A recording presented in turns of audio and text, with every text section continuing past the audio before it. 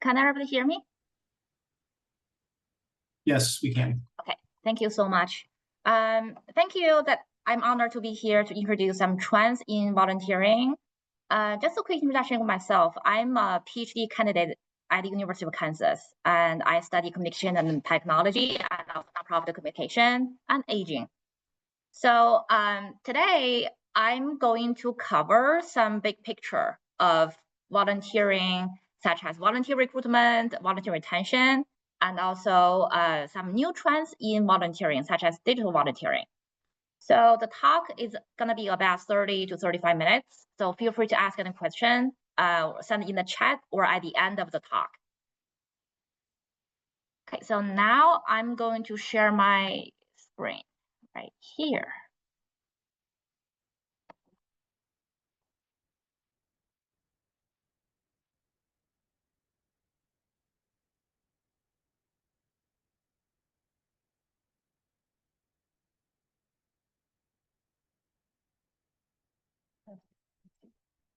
Okay, did I share successfully?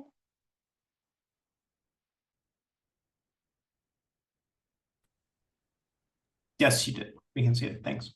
Oh, okay, cool. Okay, cool. Okay, so my topic focuses on how we can empower the mission of the nonprofit and focusing on the volunteer retention, recruitment, and also the new trends. So given I'm a researcher, but I will not cover too much academic work or research studies. So rather, I'm going to focus on how we can approach volunteer recruitment and also retention and digital volunteering from a communication perspective.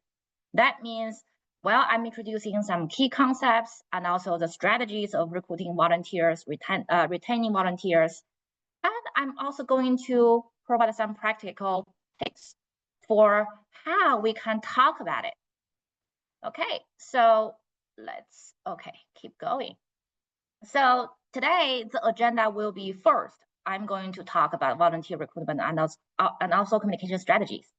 Second, I'm going to cover volunteer retention and strategies. Third, I'm going to cover some cases of digital volunteering, virtual volunteering. Sometimes people also call it this way. And also some caveats of how we can implement digital volunteering, whether it is suitable for our programs or not.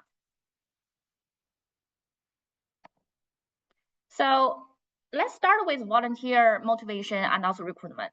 So this part, I only focus on the motivation, one of the most classic theories and also concepts in communication and the volunteering management. So I'm going to talk about how the motivation is important for recruiting volunteers. And also there are maybe some additional motivations that can encourage people to volunteer. So this theory or this concept is introduced by Olathe and Snyder in 1995. They talk about when people volunteer, they are motivated by some functional needs, such as how volunteering can help me fulfill some specific needs, such as it can make sure that I realize my values. I wanted to do something good for the society. So altruism, empathy, they are the value-based motivation for people to volunteer. Some people, they use volunteer experience as a bridge for the career, such as this can be a professional development opportunity for me. I know some students at KU, they volunteer at a hospital. So for the purpose in the future, they can interact with patients better.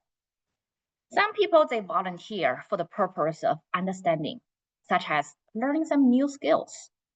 I know some volunteer, I interviewed some volunteer at the museum. They volunteer for the purpose of learning how the display or how people can just, come to the museum and also to learn about history or learn about art. And also some other reasons or motivation for people to volunteer is to social. Social means they can meet with new people, they can socialize with some new folks in the community. And also the last two are the psychological motivations. One is called enhancement. The other one is called protective. So enhancement is to make you feel good, give you a good feeling, and you can also have a higher self-esteem. And also for another psychological motivation is to reduce the feeling of guilty or any other kind of negative feelings. Okay, so based on these 6 different motivations proposed by scholar, and in communication, we also launched some tips of or communication strategies to encourage people to volunteer. In this way, the tips or the messages we are sending or the strategies we are using over here is for nonprofit to think about how we can enhance our narratives or how we can reach out to people with what kind of content in the message.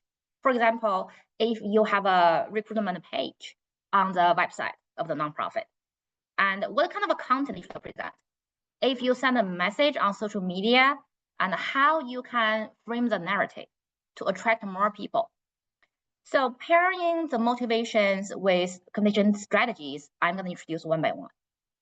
For example, if you want to attract people who have a strong value for the society, who has a higher level of altruism and empathy, you may want to talk about such as your hour means a child won't go hungry. If you see on the screen, the bottom, there is an example of how you can incorporate the values in your strategies of communication to potential volunteers. So over here, you can use testimonials, photos, videos, and also strong mission statement to attract people who may think values are so important or doing philanthropy work is so important, and people who has higher level of empathy. In this way, we can elicit the empathy to talk about emotions and also give them clear narratives of impact. Second, pairing the strategy with the motivation of understanding. In the message you send to potential people for volunteering in the future, you can talk about this can be an opportunity for you to develop event management skills for your portfolio. So in this way, we are trying to talk about how volunteering can give you some new visions and let you to learn some new skills, such as you can attend workshops. You can learn about how you can build a resume. So this can be good for younger people or older people. For example, young people, if they have a need of building their own resume, or for older people, they want to learn some new skills or learn some new knowledge in the new area. A lot of people, they retire and they have no idea like, should I start with something new or should I continue with what I have been doing? Some people, they start something new. So in this way, this could be a good strategy to attract people who have retired, talking about you can start a new field where you can start learning what's going on in the new field. Okay, so next, I combined the 2 psychological factors in here. So this can be good, both suitable for enhancement, the positive feelings, and also the protective negative feelings. So all over here is trying to send a feel-good message to people, talking about how this can help you achieve positive personal feelings and also personal satisfaction. So, for example, in the message, you can talk about this can be a journey for you to discover a deeper sense of a purpose. This can give you a fulfillment or a feeling of fulfillment to help other people. So sending the positive message to people. So there will be some feedback from volunteers, and also in my interviews with volunteers, fulfillment, a sense of a purpose will be the stronger motivation for other people to volunteer. So we can think about how we can incorporate the message in the recruitment advertisement. Okay, let's keep going. So next, pairing the motivation of social with communication strategy. So you can also post some messages talking about you can connect with like-minded individuals or you can hang out with other people who has diverse experience. Social is a stronger motivation among older people, older volunteers, or people who have retired. Because when you retired, when you finish a part of a, when you finish some job in your life, so when you start some new journey after retirement, and sometimes you may need a social group to reduce social loneliness or isolation. So it is important that we highlight how we can use the volunteering experience as a connection or as an opportunity for connection. Okay, so next, pairing the motivation of career with communication strategies. So similar to the understanding motivation, career strategy is really specific or explicit for people who are aiming to bridge the volunteering work with their future career. So for example, this can be incorporated into your own resume or in the, this can be incorporated in the nonprofit website, talking about how you can include the volunteer experience in your own resume, or how you can just enhance your PR skills while making a difference. So by highlighting those kind of win-win strategy, so we can talk about this can be a transferable skills for the future. Okay, so those are the motivations of volunteering or people engaged in helping behaviors, and also some communication strategies talking about how we can incorporate the messages that with the motivations embedded in those kind of message on the recruitment messaging for volunteers or people who may want to volunteer in the future. Okay, so for this part, any questions?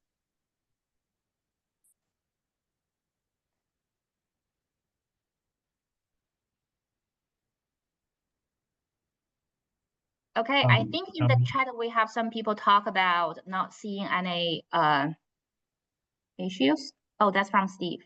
Okay, cool. Okay, then if you have a question, feel free to just type in the chat. I will just check the chat from time to time.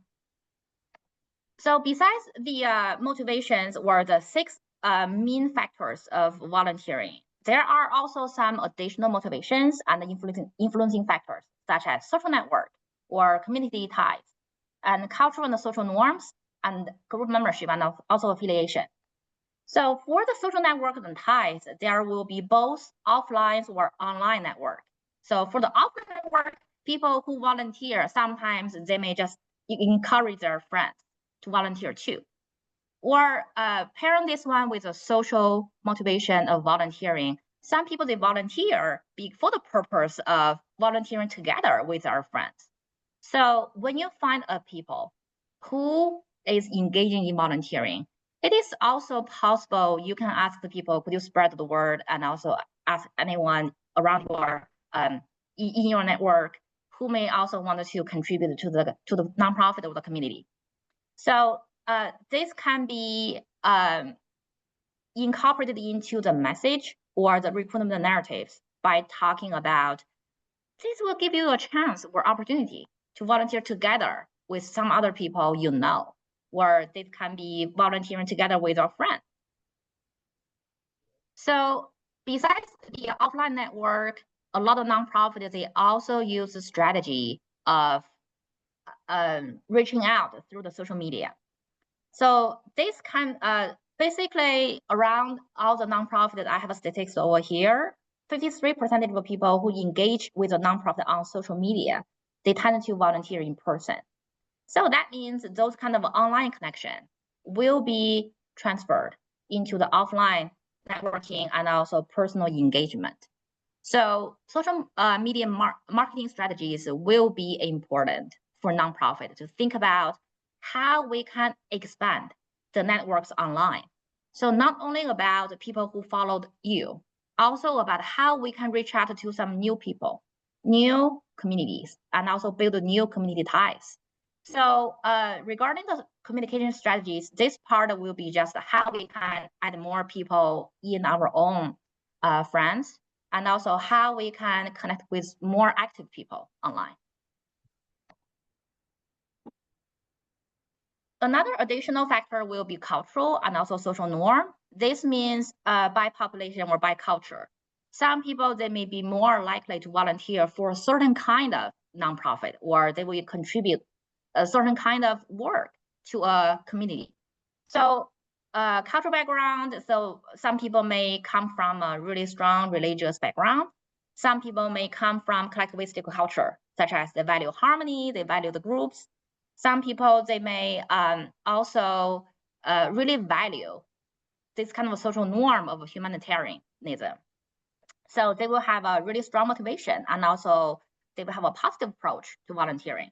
So I have an example over here. So by population and also by culture, some studies, they show Hispanic and also Latino volunteers, they found really strong motivation for volunteering for families, church, and also community.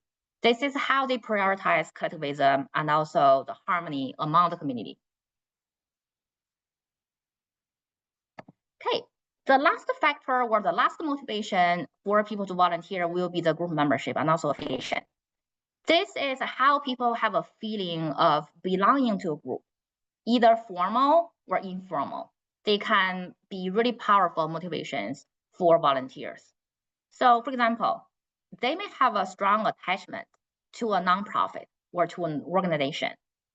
So for example, maybe the freedom of frontiers freedom. So for this nonprofit, if you have a strong motivation or if you have a strong connection, if you feel the attachment, this can be motivated by value, can also be motivated by previous experience, can also be motivated by your work experience. So if you have a strong connection or attachment with a nonprofit, you may be more likely to volunteer for this one.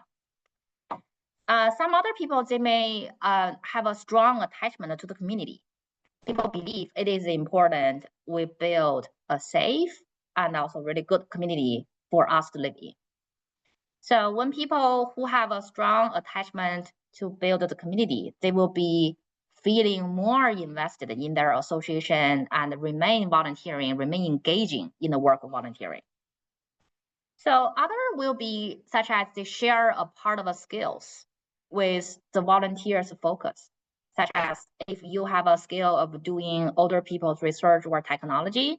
For example, my personal experience, given my study focus is aging and communication and technology. So I do help like people who are struggling with technology. And also I help several nonprofits in Lawrence to help them train some staff members to help either younger people or older people to learn technology or enhance their digital literacy. So if you feel there is a connection between your skills, or if you can apply your skills to the work or to the volunteering work, people will be more likely to exchange those kind of knowledge and also apply those kind of knowledge. So accordingly, when you spot some people may have attachment to the nonprofit, may have attachment to the community, or they may want to apply their own skills and knowledge, it is possible we can form some messages in the recruitment messaging or the narratives and send it to the people who may be interested in volunteering. Okay, so my next section is about volunteer retention. This part, I will focus on the ongoing communication that builds connections and also satisfaction and appreciation. Some are communication practices, what we can do to make sure that our volunteers can attach or can just continue engaging in the volunteering work. So socialization, it is important we engage in ongoing communication, such as strong supervisor relationships. We can keep checking with our volunteers, and we can also enact a certain kind of leadership by talking about how it looks like to be a leader in a nonprofit, how it may look like to volunteer in a nonprofit with a good leader. And also there will be some internal communication, such as meetings, such as briefs, and communication through emails, by including the volunteers as a part of the conversation. And there will also be some external social media posts to enhance identification and also retention. So over here, the socialization will be a communication process of involving volunteering in the process of talking to each other and having conversations. This means we are going to include them as a part of the process. And it is also important we engage in ongoing communication to enhance volunteer satisfaction. Sometimes we should also have some practices to show the appreciation and also recognition. Let me show you how. Those will be the communication strategies for the retention. So for the organizational socialization, for example, we can encourage more staff and volunteer interaction. This will not be only in the recruitment narratives to potential volunteers. It will also be about interpersonal communication. How we can keep checking in with volunteers. How do you feel about working on site? And how do you feel, or what kind of experience of volunteering you have gained? Are you satisfied? And where we can enhance to make you your volunteering experience, as good as possible. So the key point over here is to make them feel like insiders. This is why keep updating the missions, keep including them in the information loop, talking about updates or successes or challenges, such as we can use newsletters or social media posts, or it can also be a chat group. Talk about what we have been doing in the past month and what we have achieved. But maybe there may be some budget challenges, there may be some human resources challenges. So by talking about updates, successes, and also challenges, so volunteers can feel they are a part of the nonprofit, or we may need them to make decisions. Also, they can use their own network, maybe help us to bridge with some resources. Second, engaging ongoing ongoing communication to engage volunteers and also enhance the volunteer satisfaction is also important. So in this part, we may need to have a really detailed described roles for people who volunteer. So I had a friend who volunteered for one of the nonprofits in Lawrence, and she was like, I may not just go back anymore. And I asked her why. She talked about, I went there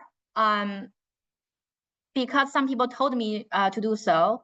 And I had a really good conversation with through the phone with this volunteer coordinator. But then when I arrived there, they look at me like, who are you? Of course, like there are two different people. So the community coordinator with people who she worked with, they are different people. But then she was like, I just went there and they look at me and ask me, who are you? Apparently there may be some communication gaps in between. But then she was like, I have no idea what I should do. And they told me, I can just sit near the door and also just keep greeting to people. And she said, I feel this kind of job is meaningless. And also the same case, I'm really unclear with my roles in here. If I'm only here for escorting people, then what else I should do? So in this way, detailed roles and really clear description for what volunteers should do should be really clear and also crucial for make sure they are having satisfactory experience in there. And besides the roles, and also by the way, when we have the detailed roles or description roles, sometimes it is important to divide one job responsibility into several. And some robust training and designated contacts, such as who should talk to, and also regular check-in, they are important for seeking the feedback from volunteers to make sure they are satisfied with the experience. And the last ongoing communication strategy will be demonstrating some appreciation and also recognition. Some nonprofits, they have really personalized thank you. Not only just writing the thank you note or maybe in the email. And some people, they may have a ceremony for volunteer recognition. Some people, they may have a reward for people who have volunteered for 3 years, 5 years, or 10 years. There can also be a shout out on the social media or the newsletter to talk about how we appreciate volunteers who are the contributor for the nonprofit. Okay, so having a really quick recap, I covered the volunteer recruitment based on the motivations and some communication strategies. I also talk about retention based on communication strategies. Next, I'm going to talk about a really powerful and a new avenue for volunteering, digital volunteering. So what is digital volunteering? It involves tasks completed online. So there may be no physical presence needed. So some nonprofits, they have pure online tasks for volunteers. Some nonprofits, they may have hybrid, like some parts online, some parts offline. So this is really trendy right now in nonprofits. There are about 30.4 million Americans engaged in virtual or hybrid volunteer back to 2023. That means they do something online, can be a part of the contribution to the nonprofit they are involved with. This can be really accessible and also inclusive for people who wants to find a way of volunteering, but maybe physically or financially or time-wise, they cannot contribute a lot, but they figured out I can contribute a bit while I'm working online. And also, in addition, it is also really cost efficient for a nonprofit because managing in-person volunteers will be different from managing digital volunteers. You may go through the similar process, such as give a training and also keep checking in with volunteers both online and offline. But basically, you may not need a big space when you have volunteers online involved in the tasks. So some tasks of digital volunteering, I'm including over here as examples. So for example, what volunteers engaged in digital volunteering can do? First, they can do some content creation, such as helping with writing the mission, helping editing the volunteer recruitment messages, and helping with translation if you are recruiting multilingual volunteers or volunteers who speak a second language. Some people can help with graphic design, such as how we can make sure the website is beautiful or how we can make the file having a design component in there. In last semester, when I taught at KU, so I guided a group of students helping a nonprofit in Lawrence having some digital transformation. That means they had a whole package deal of designing the website and also the color of the files and also the newsletter. Some volunteers, they can help with video editing, and they can also do some image editing too. So volunteers can also engage with technology enhancement and also work on the web, such as website design and also maintenance. Some people can also help with app development and also data, such as if you wanted to learn about the history of Lawrence, the real estate. Some volunteers can help with entering the data. And digital volunteering can also involve with communication outreach, such as if you do not have enough people to help with social media content and also management, you can also recruit volunteers helping with posting the social media messages. And can also do online fundraising, community moderation, like talking to people who we can work with, and also digital marketing. And some volunteers can also help with education and support.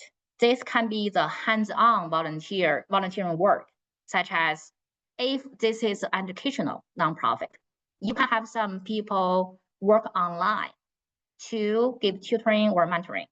So for example, I work with AARP, like older people, when they need to learn some new technology skills, they have online volunteering. We'll have one-on-one session teaching them digital skills and also technology. Also, online volunteering can involve administration and some professional development, such as they can host virtual events. They can also work on proofreading and also professional counseling. This may require people to have professional knowledge. Continue introducing the digital volunteering. So you have heard so much what the digital volunteering can involve and what the people can do. I give you some cases of the ongoing digital volunteering over here. So on these slides, I also include some notes over here. And if you have a need, you can email me or email Kate, so I can share the slides with you. You can see how the other nonprofit practice digital volunteering. So first, we can see some nonprofit, they engage in making some digital archive. So volunteers who work with like museum or history nonprofit, they can just transcribe historical documents or just insert the images or translate the content for for people who speak a different language. And also they can put together an encyclopedia for future use. So one of the typical case of digital volunteering will be Wikipedia. So this is complete online digital crowdsourcing. So people engage in the initiatives of make sure the message is accurate around the world. So anybody can just contribute to Wikipedia. But for nonprofit who focus on the small scale tasks, it may not be the case that you need a lot of people contribute to the content. So some nonprofits, they also work, for example, the National Map Corps, they work on collecting and also use data to add some new features on the map. So they recruit some volunteers who has some knowledge about the map and also add a new feature or add a new information of a location on the map. Some other nonprofits, such as this nonprofit called LaborVox, they coordinate with online volunteers to record audio version of publications or books or news to make sure this can be accessible for audience. There is a program called the By the People initiative. This is by the Library of Congress. It is also a crowdsourcing project where volunteers can help with historical documents and also the sources. And Museum of Oxford, they are also working on something for digital exhibition. So this is how we can transfer the physical exhibition to online exhibition, taking some pictures, designing some 3D exhibition online. So in this way, audience can locate each piece of items and also just zoom in to see what's going on. And another example over here is National Air and Space Museum. They also involve digital volunteering during the pandemic. And basically, when they face the challenges of the suspension of the program and also the close of the museum, they did something of transferring the physical exhibition online. So they recorded some videos to introduce what's going on with the new exhibition and also answer some questions online. So in this part, we can think about how we can borrow some experiences based on those kind of cases, and also how they incorporate digital volunteering into their own routine. But regarding the digital volunteering, there are also some caveats. So it is important to maintain engagement and also connection with volunteers who work online, because people who have no physical capacity, or they may have no time of engaging volunteering physically, it is possible they may end up with isolation. Like, I have no idea who I should talk to, or sometimes I feel I'm just working by myself. So have a regular check-in with them and also maintaining the connection, check whether you are satisfied with the work you are working on right now, or how we can enhance. It is important to prevent isolation. Some other caveat will be implementing or launching the digital volunteering will require organizational readiness and support. Some programs may be suitable, such as transcribing physical books to digital books, or having the social media post, or having the content creation. So some require lower level of technology literacy, but some may require higher level, such as designing the website or conducting data analysis. So it should be incorporated into the management strategy, or can be a part of the meeting conversation, and also how we can make sure we have a good evaluation of the strategy or the support. Another caveat will be how we can measure the impact, how we can track hours of people working online. So should they have a clock, or should they have an online platform for them to check in? And also how we can evaluate the performance of volunteering. So in this way, we can think about how we can enhance in the future.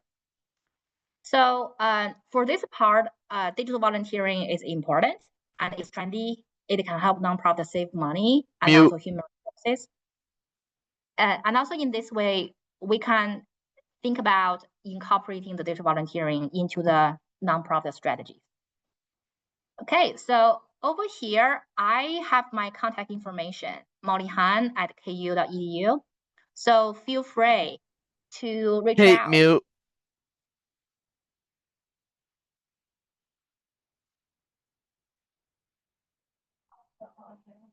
Okay, no, I'm fine, I think. Can you hear me? Yeah. Okay, cool. So you can reach out to me by emailing me, or because over here I only covered a small part of volunteer recruitment and retention. There are more research regarding digital volunteering. So if you're interested in learning about how, and also what's the next step for digital volunteering, so feel free to reach out to me. And I think I have about 5 minutes. Yeah, so feel free to just ask any questions, or just send a message in the chat. Yeah, I do. Can you hear me? This is Steve. Hi, Steve. Hey, Okay. this kind of goes back to that very first part where you're talking about ways that you can recruit volunteers. And I bet this is kind of the case for a lot of our agencies. A lot of volunteers, tend to be older and retired. Are there certain motivations that are more appealing to a younger volunteer base? So the previous research, they talked about value is one of the most important motivation for older adult volunteers, because comparing to younger people, they may show more empathy, or they may have more empathetic concerns. But then, well, in my research, I feel values or humanitarian values may not be one of the stronger motivations. They may have different interests, such as in my interviews with older adult volunteer, value or humanitarianism is strong motivation. But at the same time, they also want to understand. So understanding or learning new skills is also a part of their motivation. And also for social, as I talked about, like social or meeting with new people is the strong motivation for them. Even though they may not make friends during volunteering, but they want to go out and also meet with new people, just talk and also work on something together with someone else. The two psychological motivations over here, I did not see much. So basically for the 6 volunteer motivations over here, value, understanding, social, they're important. So accordingly, the communication strategy will be eliciting their value or empathy, and also talk about how this can be a chance for you to learn something new, such as learn the history of Lawrence, or learn how the exhibition has been organized upstairs, or talking about how this can be a new way for you to just go beyond your work experience. And also social will be important for them, such as connecting with like-minded people or connecting with diverse-minded people. So also for older people, in my research, I feel having a strong affiliation with the community. Sorry,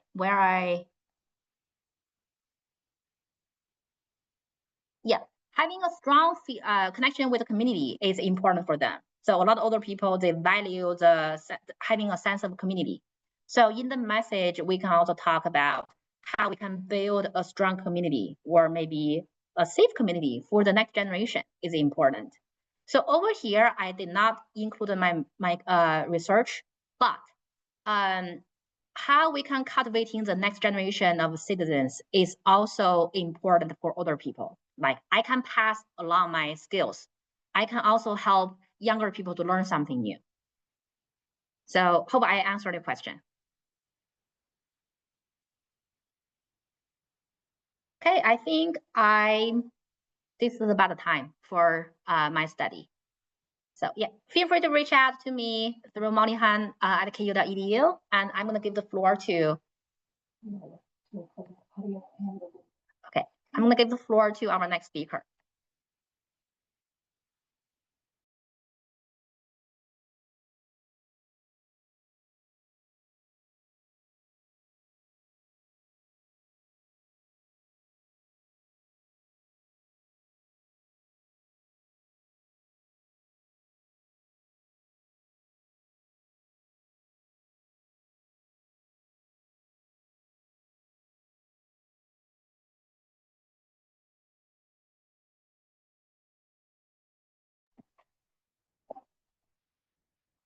All right. Thank you, everyone.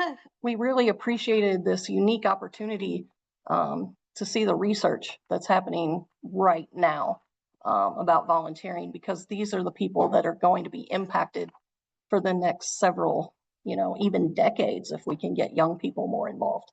So this is what people are looking for, and hopefully then you can attract a new set of volunteers. I'm going to turn this over to Katie Lange from Mahaffie, and she's going to talk about their Living History program.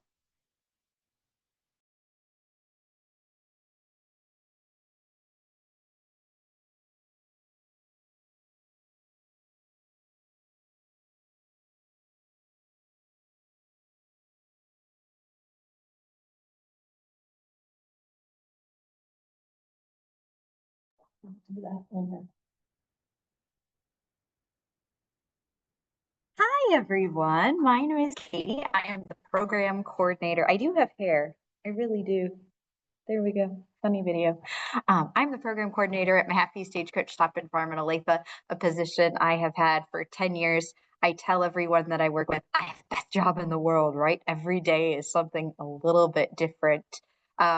For those of you who are less familiar with Mahaffie, we are an open-air living history museum, and we interpret stagecoaches and life on the Kansas frontier, farming in the 1860s.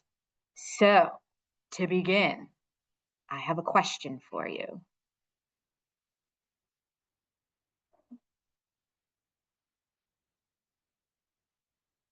Who is your site for?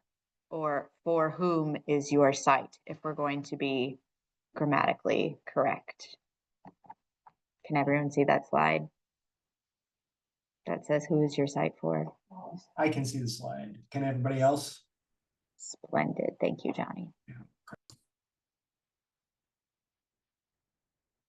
So if your answer to this question is the community or our neighbors or everyone, my personal feeling is that your museum then should be by everyone, right? If your museum is for a group of people, they are the people who should be involved in telling the stories. So at Mahaffie, as we look to engage volunteers, we talk, our volunteer crew includes adults and children, male and female, felons, non-felons. We are looking to include an extremely diverse group, right? So our goal to engage a diverse body of volunteers with the goal of creating advocates, right? We want people who are excited about the story we tell, who will go to our representatives and tell them, this is an amazing place, and we need to preserve it, right? So my goal as the volunteer coordinator, living history program coordinator, is to make the experience engaging to the volunteer, but we are staying within the parameters of Mahaffie's mission. And so kind of like Molly was saying, how do we both support the needs of your volunteer, but also the needs of your organization? So at Mahaffie, we have two different categories of volunteers. We have got interpretive volunteers. They are the ones who are off doing programs and talking to the public and wearing period clothing. And we have non-interpretive volunteers. And those are the ones who paint fences and pull weeds and sew period clothing and things along those lines. We are extremely fortunate to be well funded by the city of Olathe. We do not need volunteers to make every single program happen. We are very fortunate to have paid people. I'm supposed to click on make the slides full screen.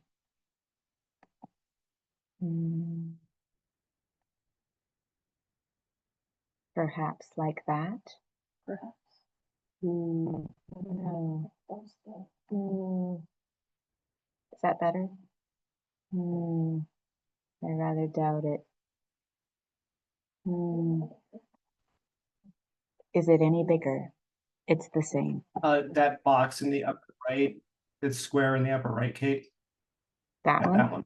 Yeah, that's it. Super. Okay. Sorry about that. All right. So at Mahaffie, we have both our interpreter volunteers who wear period clothing and then our non-interpretive volunteers. We aim to treat all of them as part of our Mahaffie staff. So kind of like Molly said, how do we make our volunteers insiders? When I arrived at Mahaffie, I found a big old box of t-shirts that said Mahaffie volunteer. And while there's nothing wrong with identifying someone as being an unpaid staff person, I wouldn't want anyone to say, oh, I just talked to the volunteer over there, rather than I talked to a part of the Mahaffie staff, right? So all of these people are important in making our work happen at Mahaffie.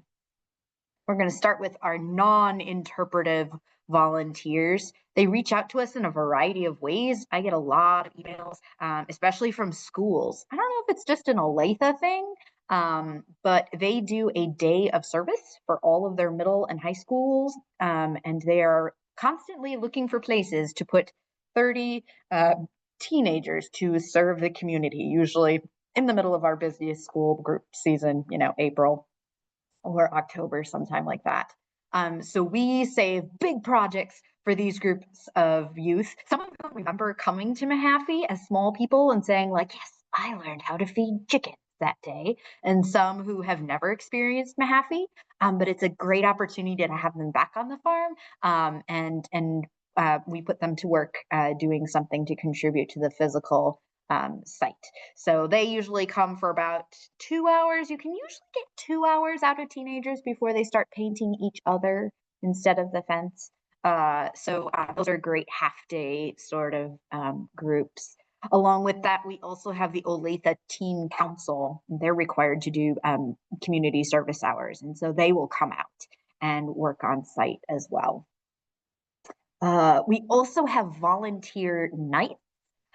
So our farmer, Grace Fritz, worked with a variety of animal science programs this past year in providing animal programming related to history that fits the needs of those teachers and students really nicely. So out of that, they are also required to complete a certain number of service hours. And so she has opened up nights in the summer to those kiddos who need volunteer hours. And so generally we make them do like an hour of hard labor somehow associated with animals.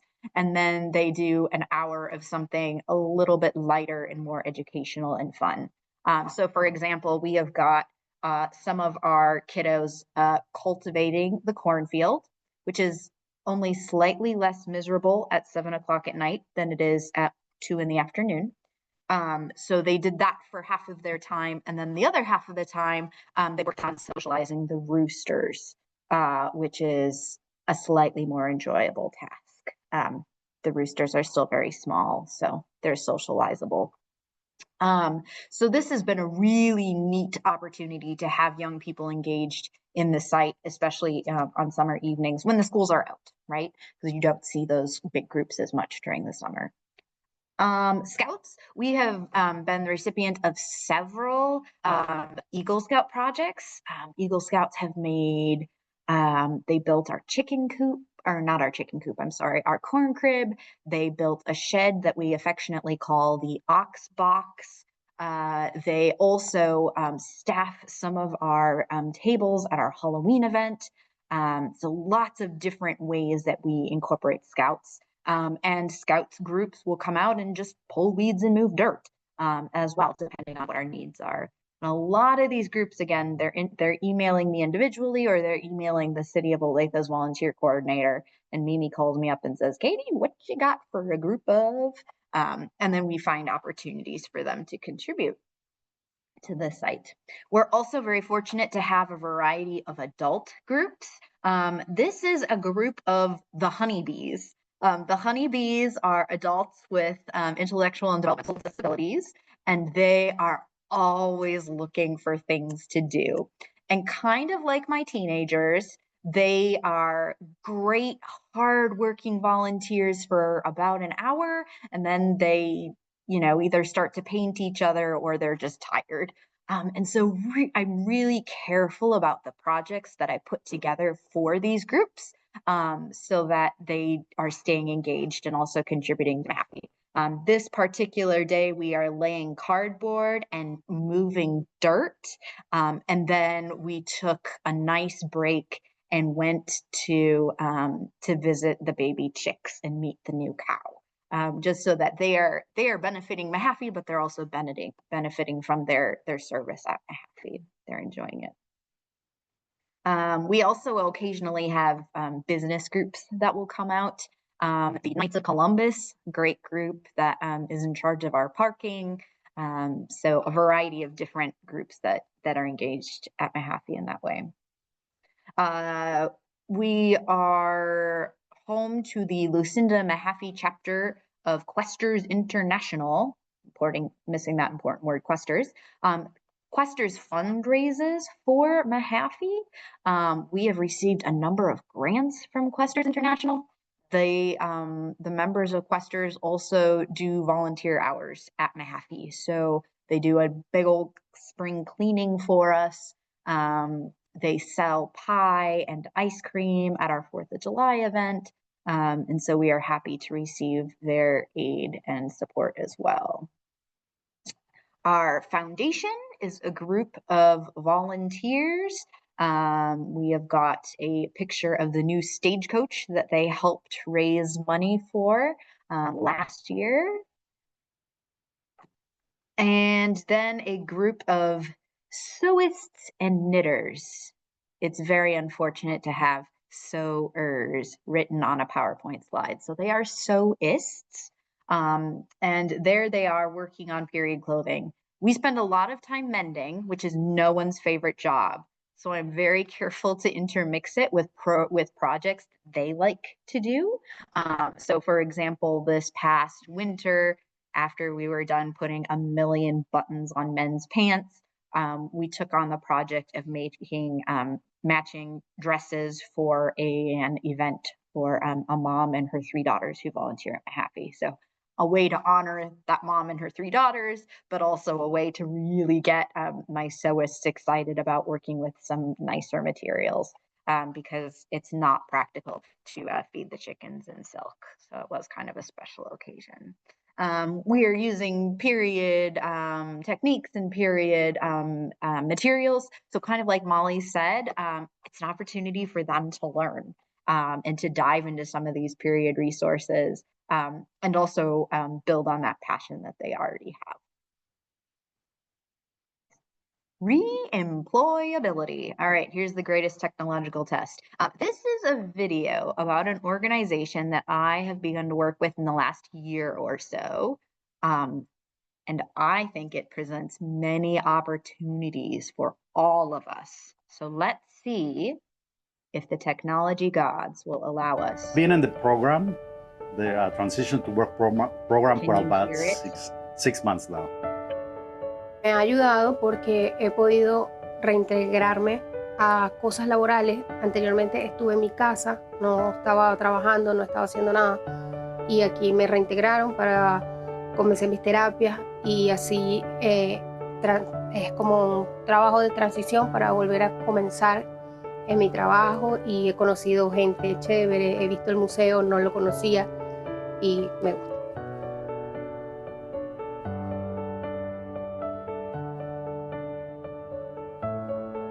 Where the works come, they told me about this program and I received an email. And it was very interesting because for me it was something new. It's the first time that I have an injury in my body. And when I discovered this was amazing because I say, well, it's a big opportunity to make something. It's horrible to stay home without, you don't make nothing. And I feel that I'm active again, I'm making something.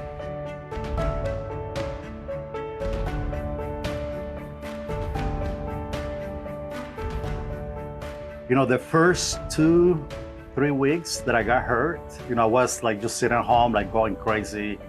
I mean, you can only watch so much TV or, you know, read so many books. And I kind of got depressed, you know, just, you know, not doing anything.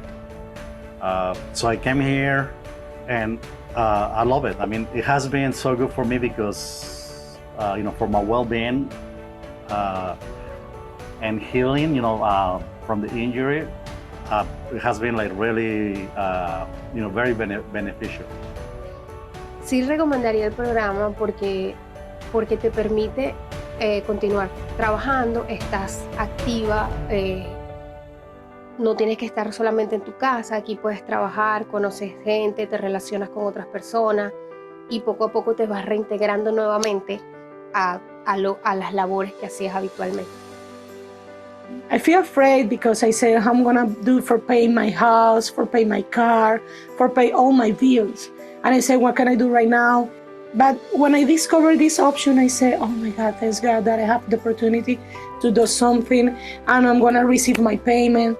And that for me was amazing because I feel that I could breathe.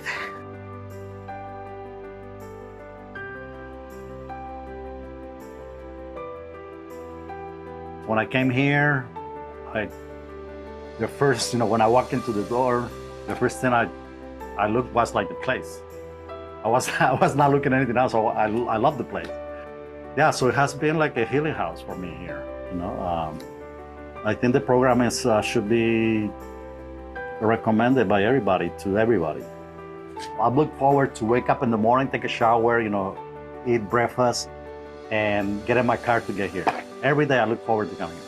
Yeah, I would tell everybody, hey, look, you want to stay home and get depressed and be a couch potato, or you want to go to the program, meet people, you know, interact with everybody there, and, you know, give yourself a chance to not become depressed. I mean, it's a great program.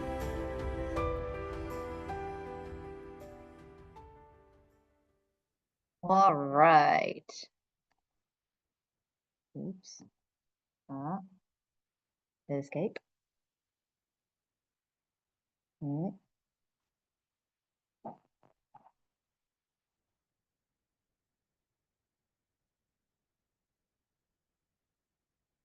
Thanks, Kate. Being in the program, the transition to work.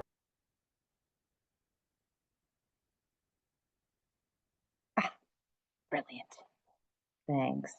Reemployability. So if you work for a nonprofit, you are eligible to be part of this program. There are no fees associated with it. It is completely free. You just need a contact person at your organization. So I almost certainly weekly, almost daily, get an email from Reemployability saying, we have a worker in your area with these abilities and that speaks this language that needs something to do. And so in March, we took on our first volunteer from reemployability.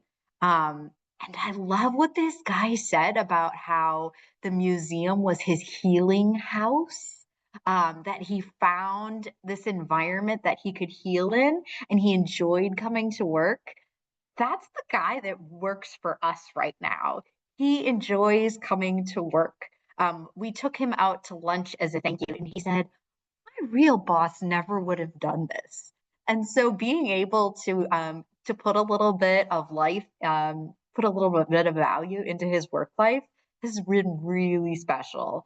But it's also amazing for us because I have a full-time volunteer with his own set of skills at our disposal. My volunteer, I haven't found anyone who's able to weed. That is my ideal reemployability candidate. Unfortunately, as they are injured workers, that is harder to come by. But my volunteer has learned how to sew. My volunteer spent the morning sorting out the 100 pounds of potatoes that we harvested last week and getting a shipment ready for Catholic Charities. This afternoon, he is inputting data, our volunteer hours into spreadsheets for us. He preps for events. He serves as a staff person and like answering questions and helping groups figure out where they're going.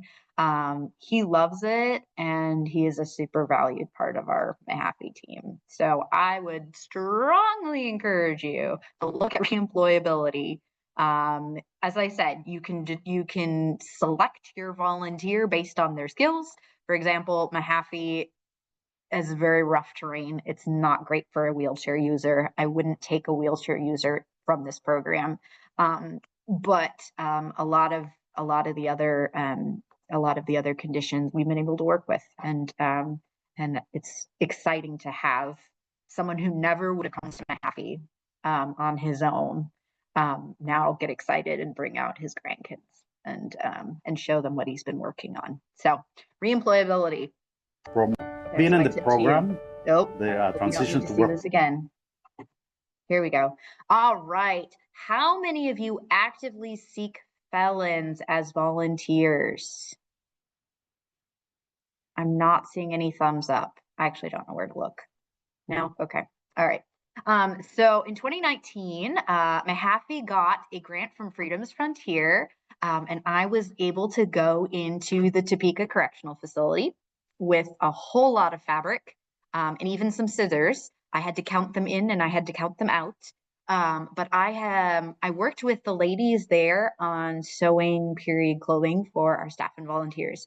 Topeka Women's Correctional Facility has a day program where the women are paid like a wage to sew uniforms for the folks in other facilities and other pro organizations. So they already had that sewing component. They already had the machines. They already had needles and thread. So it was just up to me to come in with our projects and the knowledge of, okay, this is how 19th century clothing is constructed.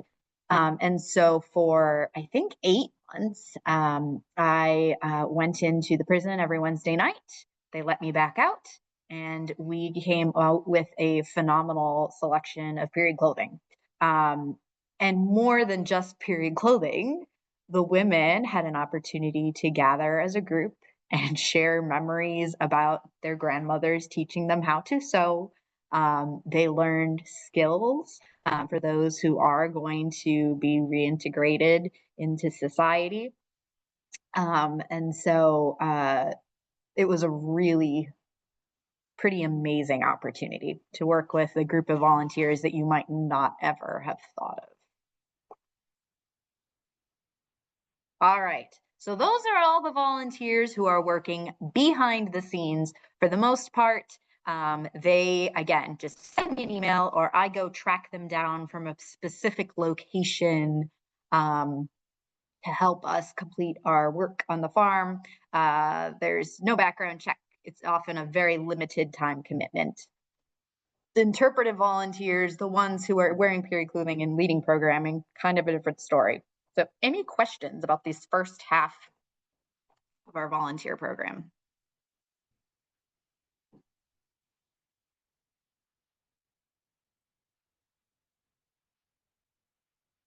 Okay, well, you can keep thinking. Interpretive volunteers. This is Krish. Krish is one of those folks who wears period clothing and who talks to our guests. We've kind of got 3 categories of interpretive volunteers, and they undergo the same training and are communicated with in the same way as our paid staff people. So kind of like Molly said, like, let's keep our volunteers as insiders. We got rid of the t-shirts that say Mahaffie volunteer, and we all wear the same Mahaffie t-shirts representing our organization when we're not wearing our funny clothes. All right, adult volunteers. So I have got several volunteers who on a regular basis present programs to our guests in period clothing. Dr. Bob is a retired surgeon, so look at that. He can talk about medicine in the 19th century in addition to blacksmithing, which is what he does for fun, right? So a really neat opportunity to engage with those folks. Most of them are retired. I am fortunate to have some stay-at-home mom sort of volunteers. They work based on their availability. But when we talk about Mahaffie's needs, right, and making sure that our volunteers are meeting our needs, I'm pretty insistent that if you are going to be an interpretive volunteer, I've got to have really good communication about you not being able to come in, right? Because if I schedule a volunteer to lead a school group and that volunteer decides they just don't want to come in that day, then all of a sudden I don't have a staff person.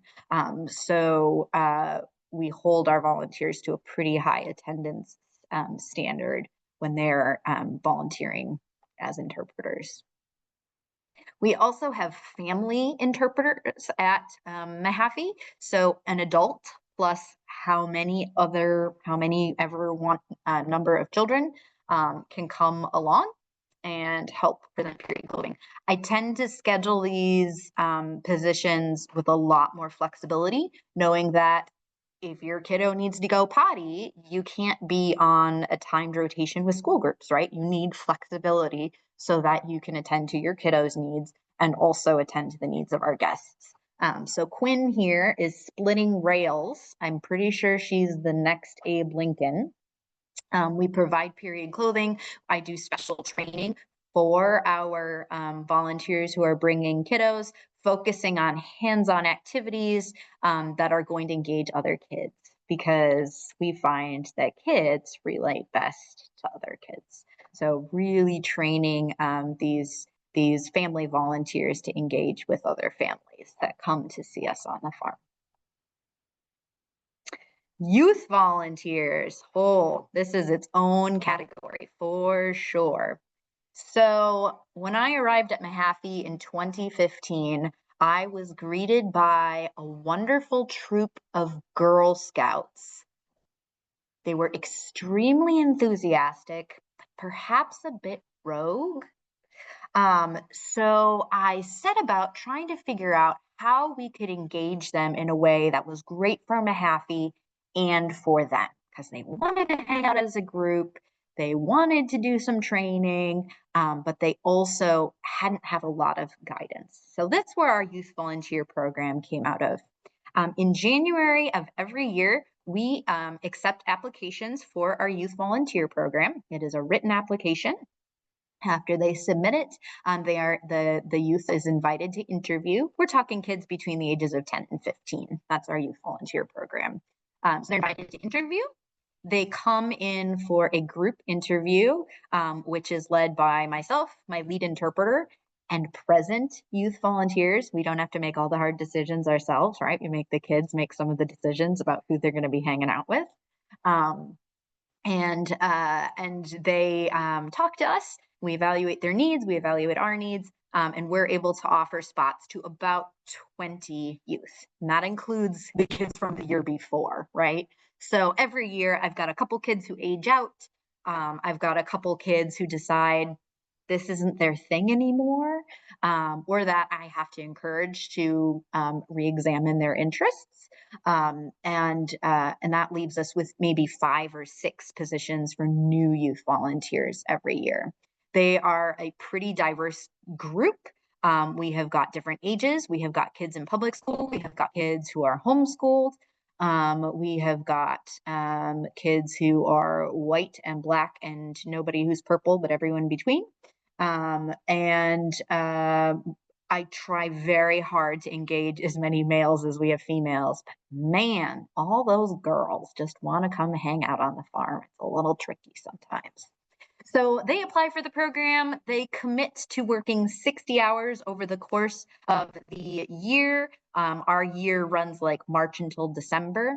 They also commit to attending 5 training sessions, and those are specifically for our youth. So we want to build a cohort of kids who enjoy hanging out with each other. And we also want to make sure that we're presenting content in a way that is most accessible to kids. So the volunteer training sessions are just for our youth volunteers. We provide them with period clothing. If they are able, they pay a small registration fee, which mostly covers the cost of freezer pops, because let me tell you, 20 children in the middle of August eat a lot of freezer pops. And at the end of the year, we celebrate.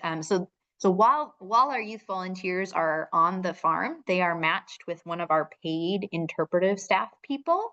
We do not match youth volunteers with adult volunteers. Adult volunteers probably didn't come to Mahaffie to keep an eye on somebody else's kid. And I make it very clear to my paid staff that if you feel like a babysitter, there's a problem, right? That the kids we are hiring as youth volunteers need to demonstrate a level of maturity and an ability to keep themselves safe on the farm. But I only match our youth volunteers with our paid staff, so they have that extra layer of responsibility. And the goal is that they learn to interpret history and that they learn to answer questions and say, I don't know, and that they learn historical processes. But these kids also do a huge amount of manual labor. It's really hard to convince guests that it's fun to weed at 2 o'clock in the morning when it's 95 degrees. But for a few freezer pops, it's amazing what I can get my youth volunteers to do. So they engage with our guests and also provide physical labor while they're on the farm dressed in their period clothing. And many of these kids grow up to then become staff people. So we have got years of shaping them into the perfect interpreters and then adding them to our staff. So our youth volunteer program is always extremely popular. I interview at least 20 kids every year for 5 spots and break lots of hearts. But it's a fabulous way, in my opinion, to engage this younger section of our community. Appreciation. So as much as possible, we include our volunteers in all the same activities as our paid staff people. We are going on a field trip. We go on a yearly field trip, and our staff, our volunteers are welcome to join us for that. We have a picnic in the summer that they're welcome to come to. We also have 2 volunteers that are volunteer exclusive events. In August, we tend to do a volunteer appreciation for our adult volunteers, for those school groups, whoever else wants to come in and join us. We did axe throwing one year. We do a lot of winery sorts of activities. My youth volunteers have their own separate appreciation event in November at the end of that season. And then because we are part of the city of Olathe, the city of Olathe has a citywide volunteer event that all of our volunteers are invited to as well. So kind of like Molly was saying, making sure that we are recognizing and shouting out to those volunteers who do give us so much of their time and devotion on the farm. So that is what our volunteer program currently looks like. I am happy to take any other questions that you all might have.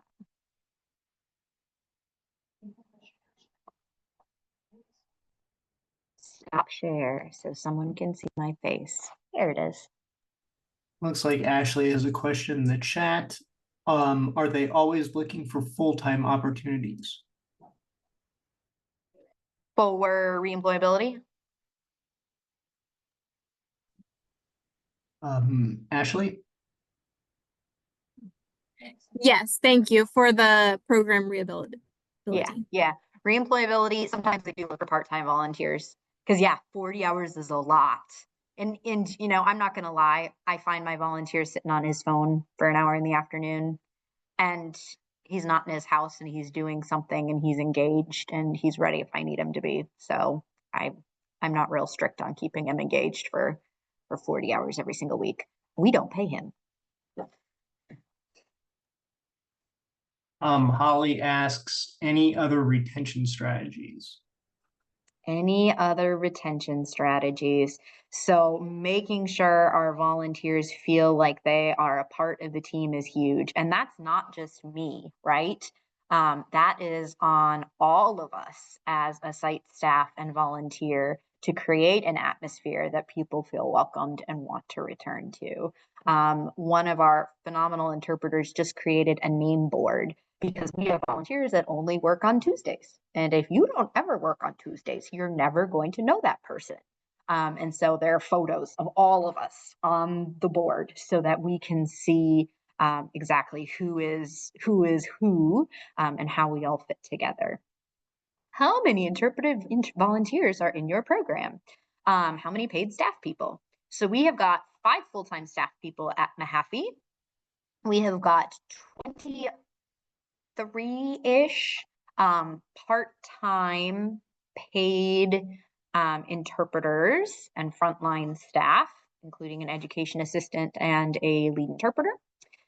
We have 20 youth volunteers very consistently. We did 23 one year, that was pushing it. And for adult volunteers, we're at about 10 that are regularly engaged on the farm. I also have staff who love Mahaffie, but they find other employment and can't be with us enough to keep on payroll. And they often become Mahaffie volunteers. I've got 2 interpreters who just had babies, and I'm hoping that they will come back with their small people to be family volunteers. Steve asks, how many interpretive volunteers in your program and how many paid staff? Yes. And now I'm just going to jump in and ask a follow-up question. Since you've answered that one, and do you know, like on average, how long does one of those interpretive volunteers stay with you? Oh.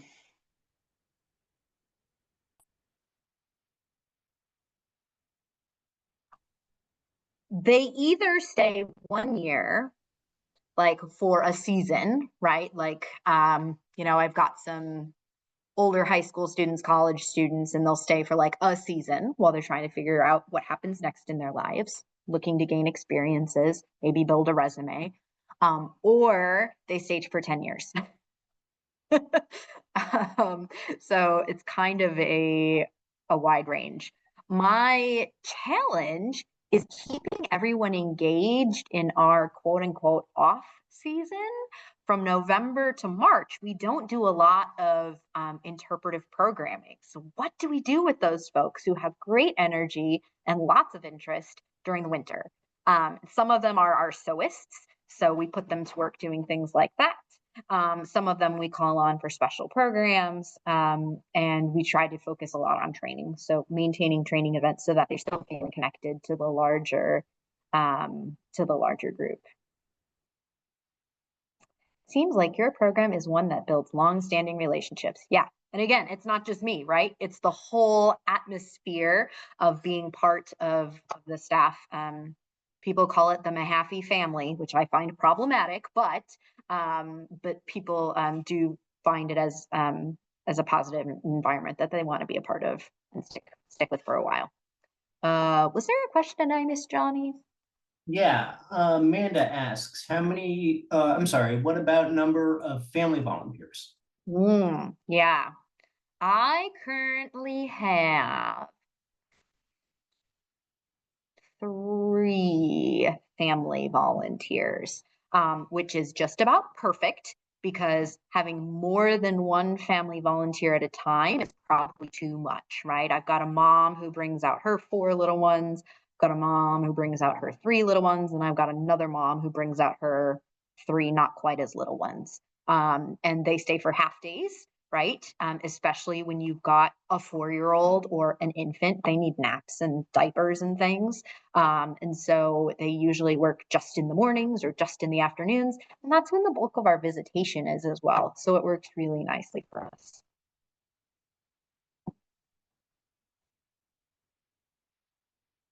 I think that's everybody, unless somebody else has another question.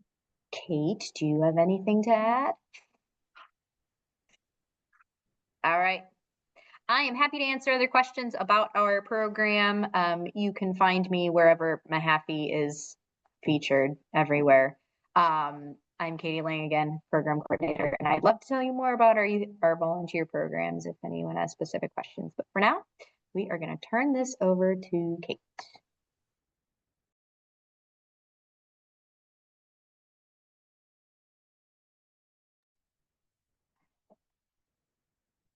Okay, good afternoon, everyone. We really appreciate your time and attention. I think what we can see from both of these speakers, you have to be really intentional about what you're doing.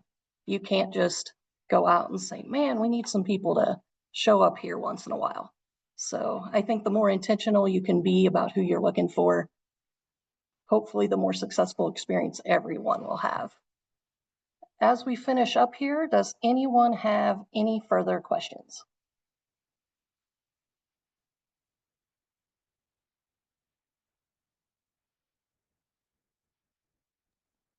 Thank you for joining, Amanda. Thank you, Ashley. Okay, well, I know we're all very busy people, so if you want to stay on and ask a question or have me send one over to our speakers, I'd be more than happy to do so. But otherwise, please have a great afternoon. If you had a storm that was making your Wi-Fi a little bit shaky, we apologize. But I think the connection was pretty good for everybody. Thank you, guys. Be looking for our next meeting in September.